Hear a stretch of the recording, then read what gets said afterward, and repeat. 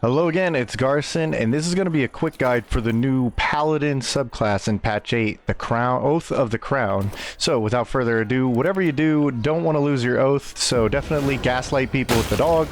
And now, oh my gosh, I have to defend my friends, my dog. And so now you can actually apply one of 3 bonus actions. I can actually draw people's attention, my enemy's attention with my charisma. Now I can tank damage, I can get ready for the next fight. I can even set up something like Spirit Guardians to slow him down. Ready? There we go. Come at me. Alright, so he's challenged to a duel. My dog's gonna bite him. Thanks, Shadow. Alright, comes in, takes some damage. He misses me. Ooh, got me. And now we're gonna have this guy come over. So I've taken all the attention off the dog and maybe my allies. Oh no. But even if the attention's taken off of them, I can run up with the Spirit Guardians, keep them locked down, and then of course you can always smite. In fact, if you got this on lockdown, you can double smite. There we go. Ba-boom. So you do lots of damage. So without further ado, we're going to get right into it. I'm going to pop out the notes and we're going to reload, and I'll give you a quick guide to the new subclass. All right. So real quick, this is a guide for Oath of the Crown. It's the new Paladin that comes out with patch 8. And if you said, I want to serve justice, uphold order, or just protect my allies, I'm a cool dude like that, but you have to abide by your oath, keep in mind, then this subclass is for you. So a big thank you for those watching, supporting the channel. I'll try and make this quick and just cut around to the details you need to know. Try to keep it organized like that. This is the Oath of the Crown.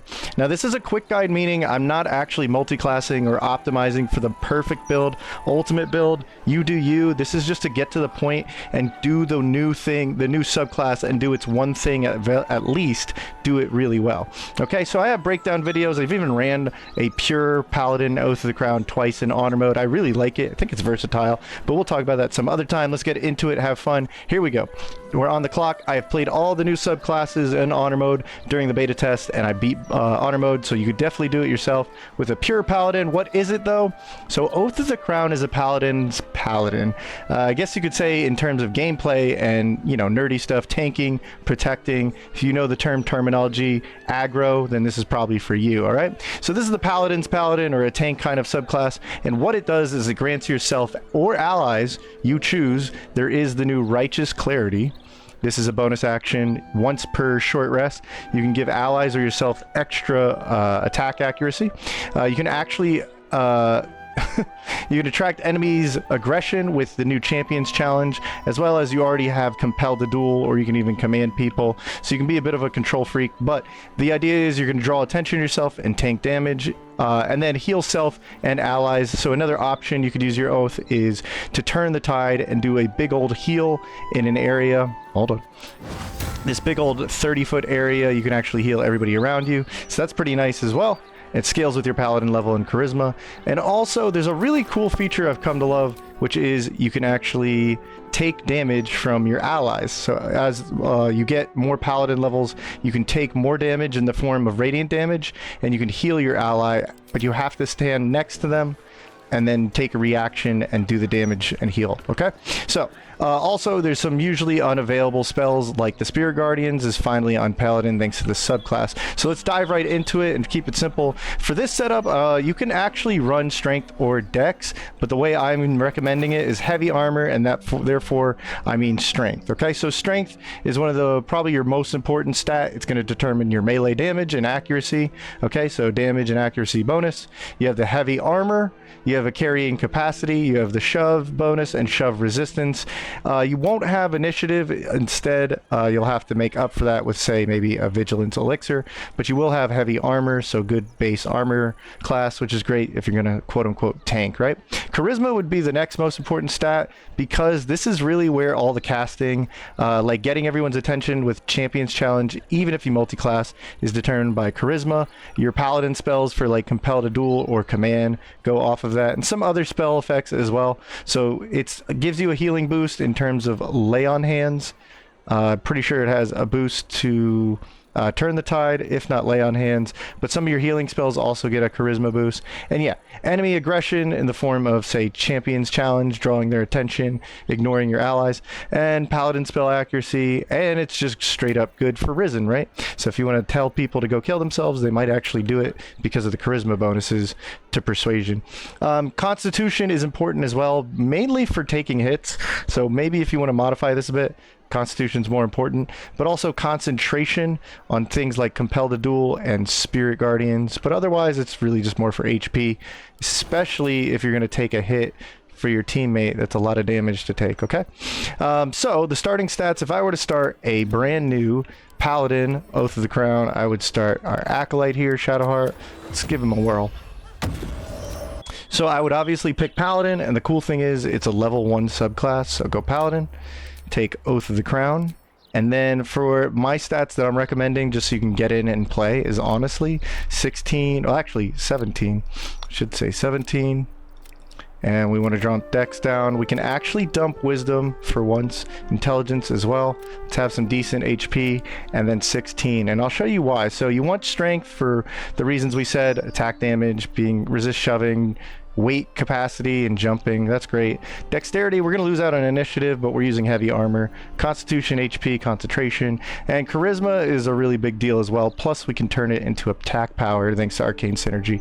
So that's what you could start your Paladin off in my recommendation here, because let's actually dive into what we could do with this setup. So the feats, heavy armor master, this is actually going to give you strength +1, so I would recommend going at level 4. This way you get more bang for your buck using heavy armor. You can actually mitigate some of the damage you'll take in the future of the game, but also you're not missing out. You're getting up to 18 strength, which really is the bare minimum you should have in honor mode or any of the difficulties. But charisma and charisma for the next 2 feats. You could even take alert since we're low on initiative, and that way you don't have to run a vigilance elixir. But otherwise, yeah, try to pump up that charisma because it's going to be really helpful, and I can turn it into bonus damage thanks to the arcane synergy helmet. Speaking of equipment, you're going to do sword and board in my opinion. Now I did play a smiter on one of my paladins. I enjoyed both that and the sword and board, but to keep things simple and keep the identity of the new subclass to just do it really well, you'll have more fun with the higher armor class of a shield and the heavy armor. And you can find, actually there's 3 weapons: an early game weapon with radiant on it, a mid game weapon, or I guess an act 3 weapon with radiant on it, and then you could, if you have a cleric on your team, you can actually get this awesome devotee mace with a lot of radiant damage on it, so you can be passively quote unquote smiting. So I really like bludgeoning damage and radiant damage. Find a good shield with a good bonus, and that's pretty simple. Arcane synergy is a great helmet you should use, since I'm advising you to invest in charisma. You can get more damage out of it. So currently I'd have +5 more damage on my melee weapon whenever I cause an effect, which I will be causing an effect because I'll likely be challenging people or healing people or just getting effects in general. Devotion armor is really interesting for paladins. You could get a whole new channel oath if you use this ability that comes from the armor. So once per long rest, you can get an additional use out of Righteous Clarity, Champion's Challenge, Turn the Tide, which we'll talk more about later. Growling Underdog is awesome, so if you go with this setup, you're going to be surrounded by foes anyway. Now you'll have better accuracy, so when you're surrounded by 2 more dudes, you'll have better accuracy with advantage. Striding is excellent, so you'll be concentrating on some kind of spell usually, and this will make it so it's impossible. As long as you're concentrating, you can't fall prone, can't be pushed around, you'll feel like the bulwark. And to add to that, you're probably not going to use a ranged attack with your bow since you're using strength, so get Crusher's Ring. It gives you 10 more movement. And free action, you will be the unstoppable force because you can't be paralyzed, can't be slowed down by terrain. If you put all this together, you will feel like a tank that no one can stop, and you can always move to your allies or your enemies. That's why I recommend this set, to just have a fun time as this paladin. Raise spell DC, if you can find any gear that has a bonus to raising the spell DC, because if you get it high enough, you can really force targets to fight you rather than your allies. And finally, just use your bow for a benefit. I'm using this for initiative, and then the Hellrider bow will give this +3 initiative rather than 1. So you'll literally evolve this if you use what I use. Okay, so finally, how do you actually play this, or how did I play it? I gotta be honest here, this is a mix of 2 builds. I did pure Paladins during the stress test, the beta test. I did a full-on level 12 Paladin Smiter, a whole video about that, a link in the description. And I even did a combat medic, and I really like this subclass because I can play it in a variety of ways. So I'm gonna mix the 2 ideas and give you more of a tanky dude. So Oath, just be a good dude. Keep in mind you are a Paladin. If I were to say attack these citizens or these guards, that would immediately break my Oath. Then I can't use my channel Oath, then I can't multi-class, I can't level up. Well, I can level up, but it's just annoying, so then you'll have to pay 1,000 gold. So try not to break your Oath, maybe not a dirge run. Act 1 though, find a proper set of heavy armor. You don't have to take my suggestion, just get heavy armor on if you're going strength. Use Righteous Clarity in this super early game. This is going to give you more accuracy and your allies more accuracy. And the best thing is you can give it to someone, even the dog or Shadowheart here, not just yourself. You don't have to be a selfish dude. All right, so you can use it on self or allies, get that extra accuracy, which is really important in the early game. You can smite for burst, and smites in the early game feel really powerful, but obviously they will level up based on your spell slots. And just so you remember, smiting can be done in the reactions tab as well. Okay, but they do use spell slots, so be careful, like with the ammo, quote unquote, you'll be using. Lay on hands is very important because it's basically not going to use any spell slots to get a nice heal off of you or your allies. It's probably easier to use outside of combat, but it could be a fun emergency heal that helps you, saves you the right time. So please just play self next to enemies in the early game. That way you can get those opportunity attacks with your reaction, right? Since you're probably, wherever it is, opportunity attacks. So that way, turn this on, ask, and yeah, just place yourself, be an annoying target on the field, because later on, right now, you can kind of test out how you feel about level 3 and beyond. You can use Champions Challenge, or do you want to use the one-time heal per short rest? So you will have this tough decision if you don't already know how to use these. So just experiment with them in the early game when it's not as vital, because in Act 2, you're going to try and use your Oath options for the scenario, and you'll have a better feeling. Do I want more accuracy on my ally or myself? Do I want to draw everybody's attention in this area because I only get 1 shot at this per short rest? Or do I want to turn the tides by healing everybody and maybe buffing them with appropriate equipment for that? Okay, so this is the most complex thing about Crown of the Oath, is knowing when to use these given the scenario, or maybe even building the character towards a single one like Champions Challenge. Okay, so Champ for tanking, Tide is for team healing, Clarity is for offense and accuracy. So just try not to use smiting unless it really makes a huge difference, because unlike a multi-class, you don't really have that many spell slots to Divine Smite, and you have some pretty good spells here like Compelled to Duel, Command, and Spirit Guardians, and so on and so forth. Okay, so double smite tech is like I showed earlier. It's when you use anything other than a Divine Smite, and then you set this as a reaction. So you could actually smite with this, which is a level 2 spell, and then you could smite as a reaction with a level 1, 2, or 3 Divine Smite. It's costly, but it could actually turn the tides and kill something. So just know what you could do with that smiting tech. Use Compel to Duel for 1 targets. So instead of trying to throw this out and get everybody's attention, you may only want maybe a boss's or like a critical opponent's attention. So use this spell slot. You can draw somebody's attention, but you'll have to concentrate on this. Good thing is both of these use charisma, so you've been investing in charisma at this point, right? Command, halt, or grovel can literally skip a turn. I think this only works on humanoids, but if I were to make him grovel, it will skip his turn, plus he'll be prone, so he can't really do anything, and I can just beat up on him. So that's pretty good. Pay attention to enemy wisdom saving throws. So most of what you're doing, including Champions Challenge to draw attention to yourself, is going to be determined by your charisma, but also the enemy's wisdom saving throw. So use that cheat sheet. If you're afraid of throwing it out, make sure it's a target that's actually going to, fall prey to your Champions Challenge. Stand near allies to take their damage. So once you have the allegiance, divine allegiance, this will literally do damage to you, but you'll have to be standing next to an ally. Say the dog took some damage, you would want to be here. You still need to have your reaction purple point available, but if you do, you give up, say, an opportunity attack, that's okay. They'll take damage, but then you'll directly heal them, and then you'll take radiant damage. It's always radiant damage, so we'll talk about that later. Aura of Protection, since you're going to stand next to everybody, make sure you have Aura of Protection and Aura of Courage up. Alright, if you fall prone, this will go away, so just turn it back on. It doesn't cost an action, but it will give you a really awesome boost to all saving throws, including your allies' saving throws, thanks to your Charisma bonus. So Aura Protection is one of the most coolest thing about Paladin. Act 3, more of the same. Just use these 3 in the right scenario. Now you have Spirit Guardians. This can actually be used to slow foes down. So you can pop this on. Everybody in here is automatically slowed. Plus, they're taking at least half damage, if not full damage. So the more you raise that charisma, the more damage you're getting out of this. And just concentrate on that. You'll lock people down, keep them away from your allies, and smite them.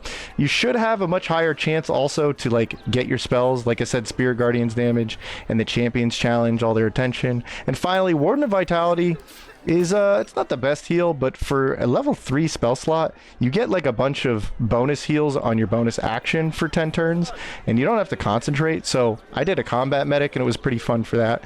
But overall, multiclassing and even kind of like the leveling, here's what I'll recommend for breakpoints. Just look for the stars and I'll talk about them. Level 1 is actually a decent dip into the multiclassing because you get armor and weapon proficiencies. Maybe you start your character as a paladin and you go Oath of the Crown. You still have to make sure you don't goof up your oath and lose your oath charge ability, but you do get Righteous Clarity. So as you get better proficiency, you'll actually have more accuracy to grant out to you or an ally, and that could be a big difference. Level 2 though is a better breakpoint because not only do you have what we said there, but level 1 spell slots. You have the Divine Smite. People love mixing level 2 Paladin in to get the Divine Smite and do something else with the multiclass, but then you also get a fighting style as well. I went defense, by the way, just because I am doing a sword and board defensive kind of guy here. But Champions Challenge at level 3, Champions Challenge, the one that draws all attention, and Turn the Tide, the one heals all your allies and yourself. These are now available, so you have all 3 options once per short rest using the Oath charge. So that might actually be a break-off point you want to do. Divine Health is just a paladin thing. Basically, you can't be really poisoned or affected by a lot of stuff. Level 4, that's your first feat, but I wouldn't really go out of Paladin if you got this far. Instead, get the extra attack. It's 1 more level. You get level 2 slots, so higher Divine Smite ability. Warding Bond, I don't really use Warding Bond, but it's a very powerful effect, especially if you don't just stick it in camp on somebody. But yeah, Warding Bond can keep you and an ally kind of share damage together.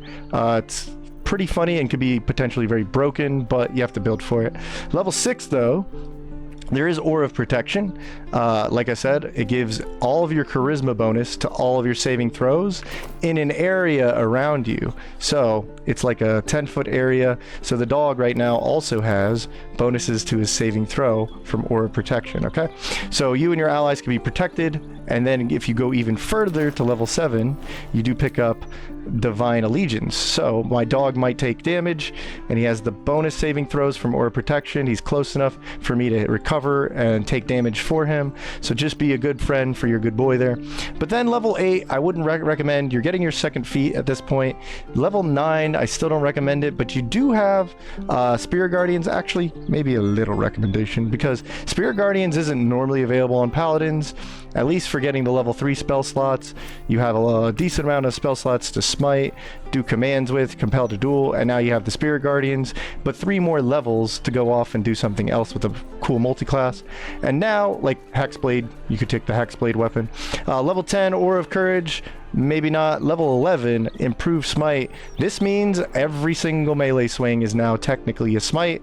There's the weapon smite, but there's also this smite that comes with a level 11 paladin on every swing, which effectively upgrades all of your spell slot smites by a level, if you think about it.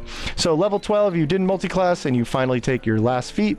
And then finally, anything I found while playing the Oath of the Crown. So specifically with the Oath, just don't be a dick, and you won't ever lose it. In 2 playthroughs, I didn't play as a dirge, right? I didn't lose my oath. I just did the sensible thing by not murdering everything in my face, and I did just fine. I never lost it, never ran into an issue. Just maybe don't be a dick, right? Or don't be a dirge and murder people. Righteous Clarity is something that adds proficiency. So if you don't know what that is, it's right here. +4. This grows as you level up. At level 5 it's 3, and at level 9 it's +4. But you don't, even if you multi-class, this thing keeps going up, which means Righteous Clarity is actually a really nice ability because you can give it to yourself or ally for some extra added accuracy. So if you were smiting like I was, really helpful in the late game. In the early game, it helped my other characters get some hits in. And it's no concentration, it's 10 turns, but you can only do it once per short rest because that's what restores the oath charge. Then there's Champions Challenge, which I think is going to be the most exciting thing about multi-classing or playing this subclass. Charisma cast even on multi-class. So you have to have a decent charisma or spell save DC. Spell save being this thingy right here. Okay, so you really want a good spell save if you want to draw everybody's attention, which is why I recommended the charisma. It's a 30-foot area, but you have to keep foes near you. If you step away from them, or for whatever reason they actually leave that area, they will lose the condition and therefore start trying to target others. So try not to stray too far away from your enemies who are affected by this. And you don't have to concentrate on it. That's really nice, but it can get you killed, especially in the early game when you're experimenting with it. So consider using Compel to Duel for a single target so you don't get surrounded by everybody until you can really know that you can tank damage, okay? Turn the Tide is also really cool, especially on a paladin that was focused on healing. This heals everybody. Again, you have to make the decision between these three. That's the toughest thing about Oath of the Crown. But if you build towards, say, Turn the Tide, this is actually a really powerful heal that could potentially turn the tide with the charisma bonus and the paladin levels. That's what determines its heal. So this would be 17 from my paladin levels and charisma plus the 1d6. And you and your allies get healed by it, so there's no concentration or spell slot usage. Pretty awesome. Divine Allegiance, finally. Divine Allegiance is that reaction we were talking about. Just be careful with this. There's some notes I really want to say. It's 2 times your paladin level. This takes in more damage the more paladin level you invest into. It's literally a heal to allies, so it will trigger effects like the Whispering Promise Ring or the Blade Ward gloves. Radiant damage also triggers radiant damage effects, so you can literally add radiant orbs to yourself for healing your ally. That's why I don't recommend the radiant orbs set if you've ever used it before, because you could literally screw yourself in accuracy if you don't know what you're doing. So uses reaction for the turn, which means you can't obviously use an opportunity attack or other reactions, and it could also once again get you killed, so be careful. You're taking damage for people. Paladin auras are awesome. Just make sure you turn these guys on. It doesn't cost an action, so if you forget, turns off if you go a long rest or you almost die and drop down to 0 HP. And just make sure you're standing near allies. The bonus is based off of your charisma, like I said, so another really nice bonus for investing in charisma as a paladin. Smite stacking in honor mode. You cannot stack a divine smite with a reaction divine smite. What I mean by this is you can't go manually divine smite somebody and then get a reaction divine smite on somebody. That's why I showed you what you could do is use a divine or a blinding smite or some other smite spell and then use the other spell slot to get a reactionary divine smite. And this is very important burst because it might actually be the difference between a kill or not. You can do some really high power damage if you're willing to burn out like a beautiful star. Okay, so divine, set the divine smite to reaction. You can technically double smite, but it is very costly.